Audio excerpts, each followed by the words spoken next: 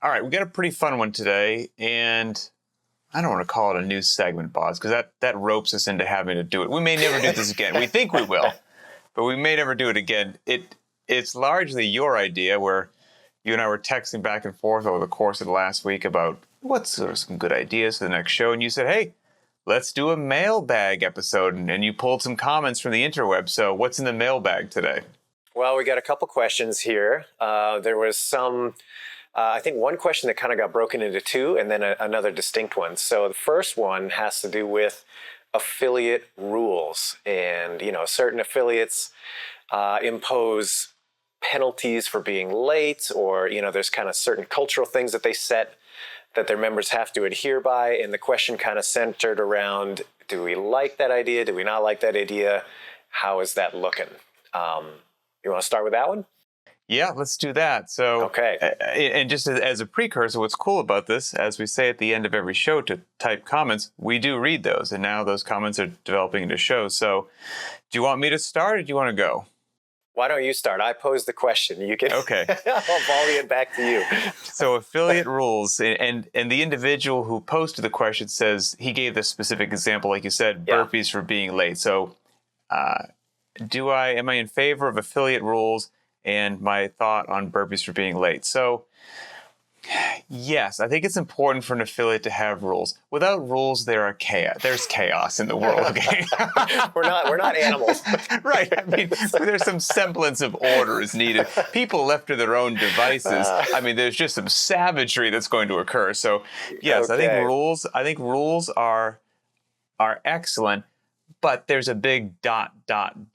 after that. Okay, rules that I would have no issue with at an affiliate, and of course, you're free to run your affiliate how you want. That's one of the beautiful things about being an affiliate owner. So this is just my 2 cents. You can think that I'm a total idiot. These are just my thoughts. If you had rules such as treat people with kindness, good to go. I got no issue with that. Respect other people's opinions. Be on time. Be ready for class. I got no drama with that. Put your stuff away after you're done. Oh, that's a big one. I'm cool. Hey, don't cover the gym in chalk.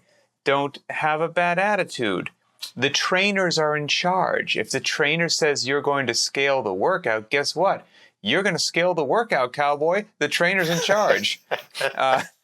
Don't put a box under the pull-up bar. So if you fall off the pull-up bar, you're going to take a hit. Don't drop an empty barbell. Like, there are some rules I've got no issues with. Telling me to do burpees because I'm late for the class doesn't sit well with me. That's a rule. I see rules and penalties. Okay, so a rule like the burpee one, which this individual asked about, I don't want to be punished like a petulant child if something is, I despise tardiness. I despise it, It takes no special talent or ability to be on time. You just have to leave early or whatnot. But traffic happens. Something happens, As a new dad, if I pull over on the side of the road because my young baby projectile vomited in the back seat after I've cleaned up the vomit, I don't need burpees on top of that to make my day any better. Now, that's my general encapsulation, of rules and penalties. But I will also say, before I volley it back to you, there's a difference between Adrian was late today and Adrian's late 2 to 3 times a week. There's a difference between a singular event that's a whoopsie, that everyone has a whoopsie, and you are now an obvious, repeated, habitual disruption to class. 2 different things. And then even if you were a noted, habitual, proven disruption, I don't know if burpees solves that, but some sort of conversation with that person has to take place as to, phrase it how you want to phrase it, but your behavior is not acceptable. It's disruptive to the other participants, to the atmosphere, to the class experience. This is why we need to modify that. What's going on? Can I help you achieve this? So that's kind of where that first one out of the mailbag sits with me. I love it. And you know what? I agree with some of what you said, and I'll push back on others. Okay. I think I'm more on the side of we're all adults here. I don't think that we need as many rules, but I do think that common courtesy needs to be a big one. So yeah, lots of things you mentioned about putting things away, respecting the other people in the gym, all that. I'm like, yeah, 100% on board. The burpee penalty, I don't like a punitive element, like you mentioned. I think that's a little bit juvenile at best. And I can see it like a once in a while thing as kind of a spirit of the law type of situation where, hey, come on, Pat, you're late. You didn't get a warm up in. I got a warm up for you. 30 burpees, go for it. Sure. That sort of thing once in a while. But I don't like it I know that some places go so far as to even having a number associated with minutes late. It's like every minute that you are late in the door, it's like 5 burpees or something of that nature. After a certain number of minutes, I just drive by the gym. I don't even pull in. But that's the point, is that I think there are some negative consequences that can come from that are unintended. That being one of them. After a certain point, you're like, well, I'm just not going to show up. Right. And I would hate to encourage that in your members. I think it's always better to be there than not, even if you can't get there on time. That's my opinion anyway. And then second, I think that, it can be hard enough to be disciplined and show up and do the workout. You talk about this all the time, how you don't particularly like working out. Why would I want to add to that feeling where working out is a punishment or viewed in a negative light? I don't want to contribute to that. So for those reasons, I think I would avoid it. It took enough to walk through the door anyway. Yeah, exactly. And then I'll also add, to expand on kind of, your child vomiting in the back seat story. I think about the times that I am late, and I'm like you. I don't like tardiness. I think that people should be on time. I don't think it's that hard to get yourself organized enough to be on time. But life happens, and that's inevitable. And I can think of the times that I've been late for important things. It's usually because of circumstance that got out of control. And, I'll give you an example. I traveled for almost a decade straight doing CrossFit Level 1 seminars. I was on the road 3 to 4 days a week for a decade. And I think I missed 2 flights out of however many that totaled. Right. A substantial number of flights. Yeah.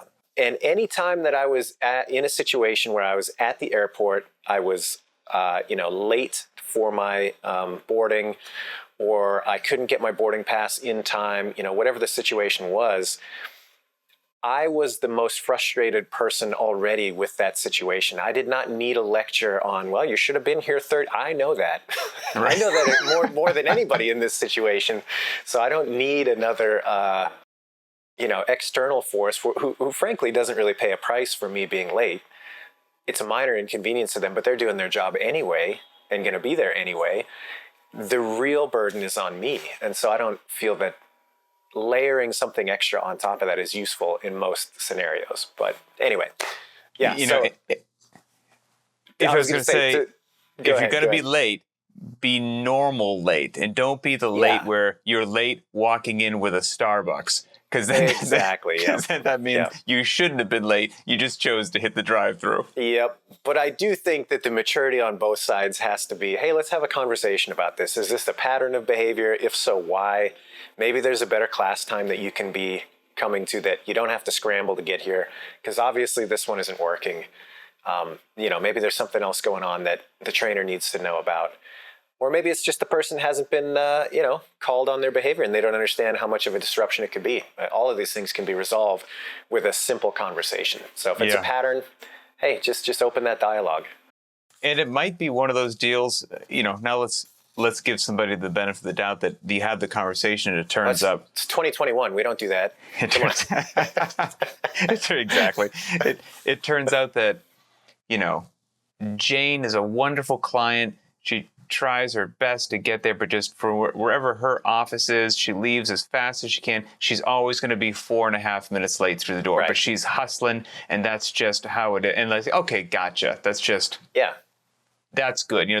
That's something you're only going to learn by speaking with her, not just going, hey, welcome again, another 50 burpees, by the way. It's like, yeah, exactly. And again, in Jane's case, a great hypothetical. I would much rather that Jane is there and late and scrambling a little bit to get in the door than not. Yep. So good job, Jane. You're balancing a hectic lifestyle. I'm glad you're here. Anything else on that one before we move on to the next? I think we thoroughly dissected that. Let's keep going. You want to cue up the second one, or you want me to do it? I'll cue up the next one to you, and that was basically, how important is presence and attitude when it comes to being a trainer? Oh man, I don't think you can overstate it. And I believe that's a big statement right there. Yeah, I really do. I think it's that important. I think the technical aspects of being a good coach can be learned and it can be improved on. At the end of the day, there are many, many, many resources available to show you how to teach a movement to somebody else. Those steps are not a mystery to anybody, I think, at this point. And so really it can be as simple as memorizing and replicating what's been done before. Presence and attitude is much harder as kind of a soft skill to develop, especially if it's something that doesn't come naturally to you. So I think it's got to be a focal point, and the impact that it can have is enormous. You can have somebody's entire trajectory changed based on their experience with you, for the better or worse. You can have people that are completely writing off CrossFit because of a bad interaction with you, or you can have somebody who they're in for the rest of their life because of the way that they were treated, or the way that they felt at the end of a class. And that had nothing to do with like how well they learned the push press most of the time. So true. I think it's huge. That being said, where if people, I think, fall down the wrong road is they try to layer on a personality that is fake or that is not authentic to them. That's a good one. That's a very different thing.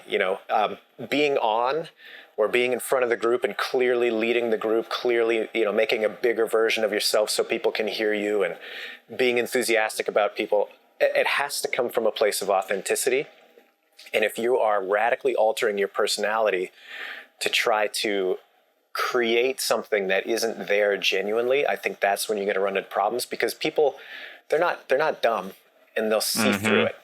So yes, you have to bring it, so to speak, but it has to be done from a place that is genuine. Back to me? Back to you. Okay. We're going to be very much in alignment on this one, because I wrote down in my notes, this is everything. Yeah.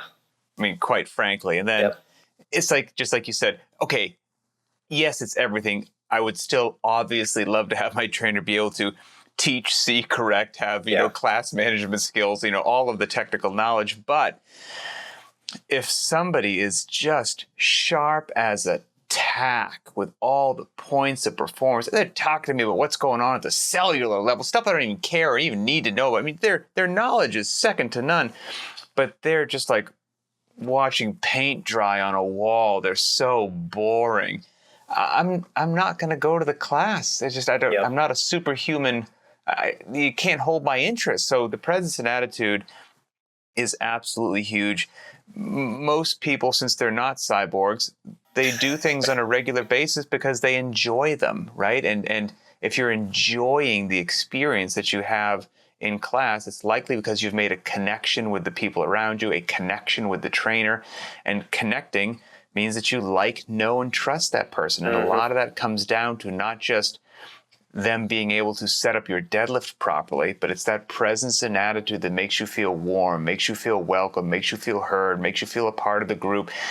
That you can't get out of a textbook, like you're saying. Yep. It's tough to articulate precisely what it is. I mean, obviously the dictionary defines presence and attitude, but you know it when you see it beyond a shadow of a doubt. It's somebody that just lights up a room, and lights up a room doesn't necessarily mean they're the biggest, loudest person in the room, but they have a certain air about them, the way that they carry themselves, the way they interact with other people. It's like you said, it's genuine and it's real, it's authentic, and people respond to that, and they respond to the opposite when it's not there, either because the presence and attitude is totally lacking, or because it's, like you said, it's forced, it's artificial, it's contrived. That might play for a while, but people will eventually see through the facade, and the numbers will diminish in the class one way or another there. I will also say this is so absolutely critical because it can make something that is by its nature unenjoyable almost enjoyable. Yeah, exactly. Yes. Fran, in the moment, it's not a very enjoyable experience. No. It feels like your lungs are going to explode and they're coated with gasoline, right? I mean, a mountain of burpees or doing Murphy. I mean, there's a lot of suffering, meaningful suffering and beneficial suffering that we do in CrossFit. And doing that with people that you enjoy and a trainer that you connect with and has that presence and attitude changes the entire scope of the experience from something that you're just enduring to something that you're like, you know what? Today's going to be a grind, but it's somehow a good time. I don't know how the trainer does it, but he makes it a good time. She makes it a good time. Yeah. That's a special person. You could be digging ditches with a group of people that you hate, and it will feel like you're digging ditches. You could be digging ditches with a bunch of people that make you laugh all day long, and while you're still digging ditches, you'd clearly prefer to be with that group of individuals, even though the work hasn't changed in any way, shape, or form. Well, and I'll take it on the social level too. I think this is true the further along in life that you get, that your ability to find time in your life for socialization on an adult level diminishes. It's harder to, you have other responsibilities. You're not going out hanging out with the boys every night, so to speak. It's harder to make friends. Not to say that any of these things are fatalistically unable to be overcome, but it's just the reality. You have more going on in your life, which leaves less time for some of these other elements that you engaged in more when you're younger. So all that to say, I think the CrossFit affiliate in particular offers a really, really powerful tool for that. And that's why you see that communal aspect being so strong. Mm-hmm. And so the trainer has a huge influence on that through their presence and attitude. And to your point, if you have somebody who is making the decision as to whether I'm going to go to the gym today or I'm not, and it's already difficult enough to get in there, and now they have to think about, oh man, I don't know, that guy's class is just kind of a drag. Right. I mean, the long-term ramifications of that can be massive. Yeah. So it might not seem like a big deal at the time, but it's truly important that presence and attitude is something that you consider, and you at least try to be aware of the things that could be off-putting or could be viewed as negative, and try to resolve them. That would be my advice. We had somebody on the show several episodes ago that's just spilling over with presence and attitude. That was Chuck Carswell. And he mentioned somebody else, Chris Smith, who has enough presence and attitude that he could give some away to other people and still have some of the most in the United States. But I will give another example from my personal experience, and that's, from the times that I've had to do like live media broadcast on like network television or whatnot, like it should go without saying, it's a very stressful endeavor. Like the stakes are high. Everyone sees whether you mess up or don't. Everything has to happen right on time. It's just, and the people behind the scenes are generally stressed out. The truck that's flipping 1,000 switches, everyone's stressed out all the time. And, you don't want to look stressed out on camera. That's not a good look. And so the team makes such a big difference. And I've worked for people that take that same job, and I'm just stressed out because they're stressed out in my ear or whatnot. And then somebody that people may not know of, but an individual by the name of Charlie Doobie. Oh, yeah. Charlie Doobie, a great man. He's a behind-the-scenes guy. Not a lot of people know him, but he does the same job that I've had to work with multiple other people to do. But when I do that same job, but I do it with Charlie, it's like there's just a cool breeze in the room.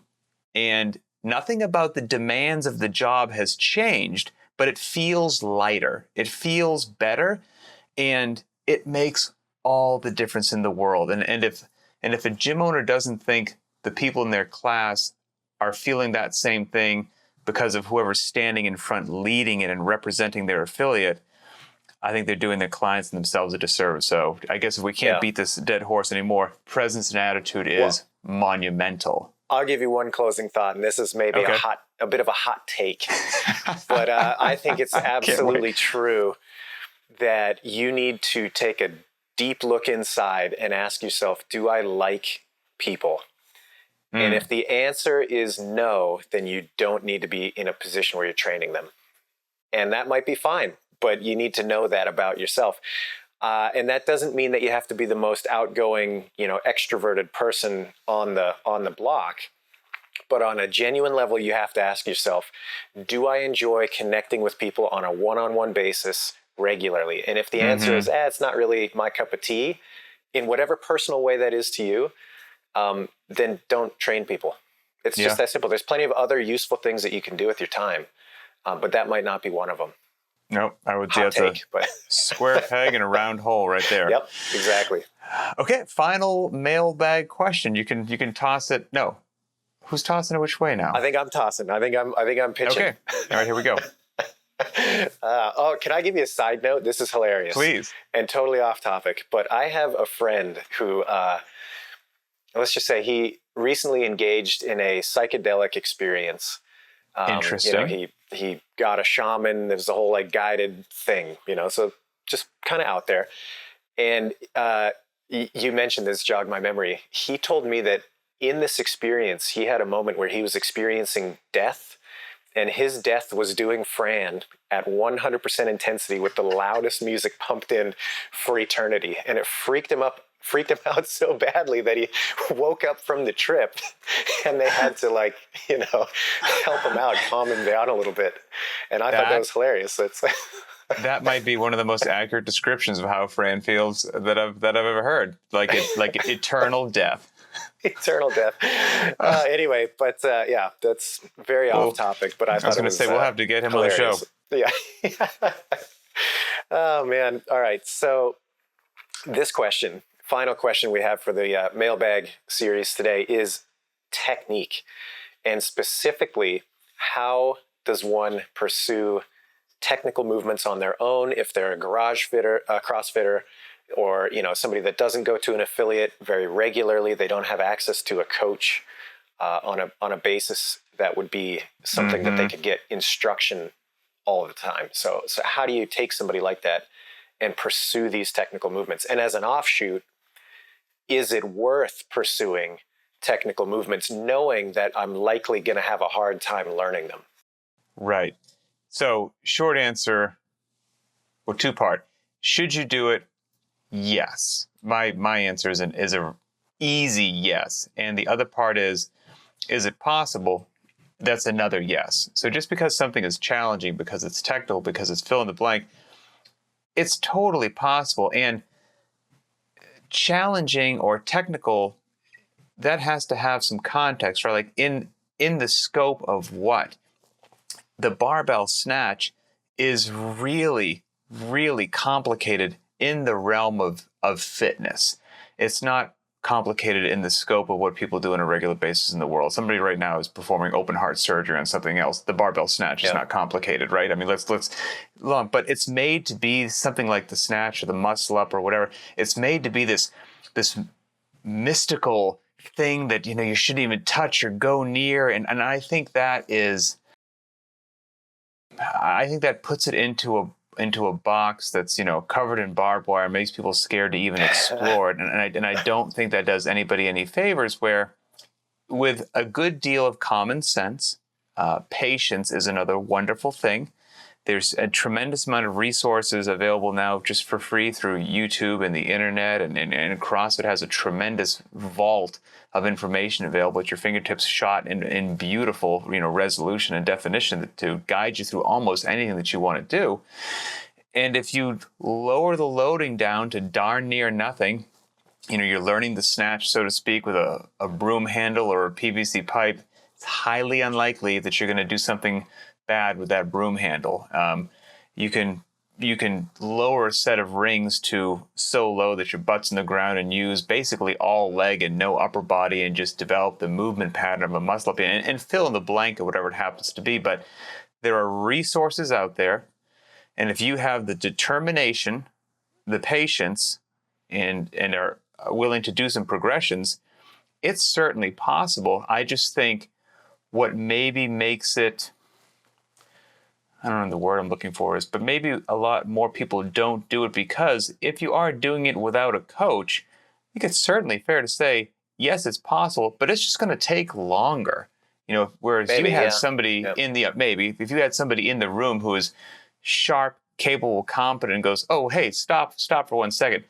I don't know if you think that's a false grip. That's not a false grip. Check this out. Or, whatever it happens to be, like, boom, fixing it, boom, saw the next thing. Hey, your elbows are 2 feet from your sides in this muscle. Let's tuck those out. Like, whatever it is, you might get on a far more efficient path, but you will be shocked and amazed at how far you can get on your own, but you just have to go through it intelligently. Use everyone's cell phone these days has a video camera. Yeah. You can film yourself. And again, it takes time and effort, but put that on your computer, get on the split screen, somebody doing the movement that's an amazing athlete at it, go frame by frame. Like, you can figure this out. It's just, what is the amount of effort and time you're willing to put into it? Yeah, and I got kind of 2 points to expand on there. I think what you said about everybody's got the technology. Like, I would posit that it's almost 100% overlap of people that are going to do fitness on their own and people that have access to some sort of recording device that they can watch themselves on. Mm-hmm. I think it's almost 100% at this point in time. I mean, not everybody, but pretty darn close.